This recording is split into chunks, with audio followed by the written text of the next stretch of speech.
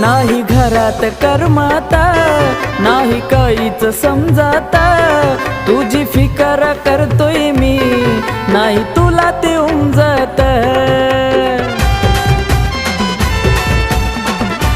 अगं खरं पिल्लू नाही